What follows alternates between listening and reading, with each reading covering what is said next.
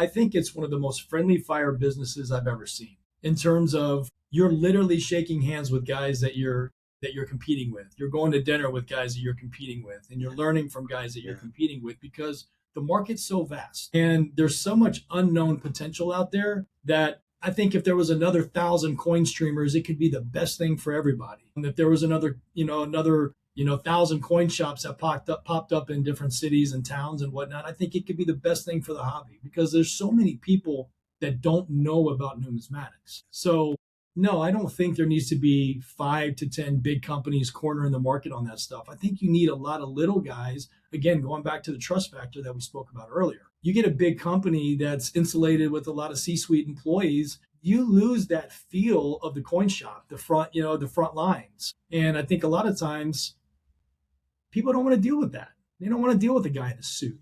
And they want to deal with a guy that looks like them and that acts like them and that talks like them. And that's what they're going to learn to trust. So I think I like what I see in the movement. I think places like eBay and Walmart Marketplace and all these other guys that are starting to dip their toe, which eBay's been around for a long time and doing numismatics for a long time. But I'm saying you've got copycats, right? And you've got people that are doing a good job. Whatnot, obviously, it just kind of came out of nowhere and seems to be the place where most live selling is done. TikTok shop popping up. I mean, obviously, it's not going away, right? I mean, they've been talking, the live selling has been going on for 10 years, really. It's just now starting to be, I still think this is so early in this whole movement. And it seems like the live selling is a different audience, a different type of product than your traditional numismatic, if you will. Not that that's not a knock against it. It just feels like they're moving different product over there than. Well, remember, if you have a coin shop, I believe you have, even if it's just someone that buys something, maybe you buy 20 deals a day or 10 deals a day, you're literally able to turn your inventory around that same day and get paid if it's on Whatnot, right? So like you're literally able to take it. And how much more genuine does it get if you're like, hey, I opened up my coin shop today. I spent $17,820 and here it is on the table.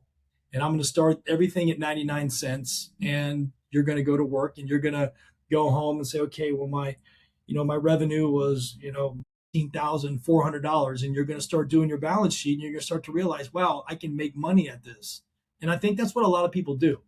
And yeah, there's some weird and some bunk stuff out there, but for the most part, and I watch it a lot, there's some really good people doing a lot of good things. And again, if at the end of the day, if you bought a silver dollar and you paid $54 for it and silver goes down $5 and you lose $5, it's like, it's still liquidity values there. If I would go spend $50 on, some sport cards and I didn't get the card that I wanted or the rookie that was expensive or something, you literally have nothing. Like you have, I've got cards laying all over my office that literally like I give away to kids and they don't even want because they're literally worthless. But if you buy a numismatic or you buy a silver-based coin or a gold-based product on Whatnot, you got intrinsic value always. Doesn't matter who you bought it from and any of that stuff, right? It's got value. And I really think people will continue to gravitate to that. As I tell my 3 daughters, it's never going to zero. So in fact, I was FaceTiming with my daughter yesterday because she had a flat tire. She lives in California and she was walking down the street to a tire shop and she goes, oh, there's a penny on the ground. So she reached over and picked it up because I've taught her over the years. If it's 1909 SVDP, you want to hold on to that one, right? You never know, right? No doubt. So you could be picking up a $700 penny, right? Exactly, right there in front of you. Nobody wanted it in Venice, California. Let me say this. If it does go to zero, I'm always paying $1. There will never be an instance where you cannot gain liquidity on gold and silver products that I could see. And if it is, then you got bigger problems. Yeah, I was going to say there's bigger problems coming if that ever gets to the point.